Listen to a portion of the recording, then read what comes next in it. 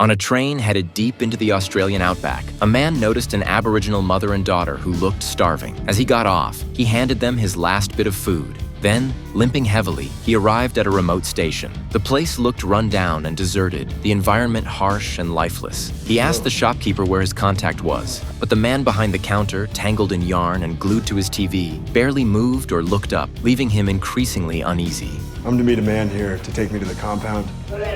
When he asked where the restroom was, the dazed man silently pointed behind him. The traveler's gut told him something was off, and the unsettling sights along the way only made him more alert. The outhouse he found was little more than 4 flimsy walls swarming with flies. Still, being civilized, he preferred to use a filthy toilet rather than go in the open. But even there, someone came knocking. It turned out to be the driver he was supposed to meet. After holding his breath through the ordeal, he cleaned up and joined the driver as they headed into the barren wasteland. The air in the car was thick with awkward silence. Before long, the driver demanded more money, threatening to turn back otherwise. The man, though furious, had no choice but to pay up. They drove for hours through endless desert. When the man asked to turn on the air conditioner, the driver refused, claiming it would damage the engine. The man was boiling with frustration. He'd paid hundreds of dollars for a clunky car that barely ran, and now he couldn't even cool off. He shot an exasperated glance at the relaxed driver, regretting ever coming to this godforsaken place. But all he could do